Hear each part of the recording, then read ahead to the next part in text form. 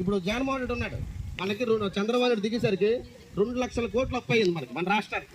ఇప్పుడు ఎంత అయింది? అది 14 లక్షల కోట్లు తీసుకెళ్ళాడు. అంటే ఎంత అప్పు చేశాడు? 12 లక్షల కోట్లు అప్పు చేశాడు. అప్పు చేసి పప్పు కూడా పంచడం కరెక్టేనా? దీనికి చిన్న కథ ఉంది, మీ అందరూ చెప్తాను, కొంచెం వినండి. ఒక తల్లికి 2 కొడుకులు. పెద్ద కొడుకు వచ్చేసి తల్లిని పెంచుతుండేవాడు, ఏదో గింజనీలో లేకపోతే అన్నమో ఏదో పెట్టి కాయ కష్టం చేసుకుని. చిన్న కొడుకు ఏం చేశాడు తెలియదు, చిన్నలో ఆడు రోజు బిర్యానీ, మాంసము, చికెన్ ముక్కలు అన్నీ పెడుతున్నాడు అమ్మకి. అది ఎలా పెడుతున్నాడు? ఇంట్లో ఉన్న సామాన్లు అవన్నీ అమ్మేసి పెడుతున్నాడు. అది అలా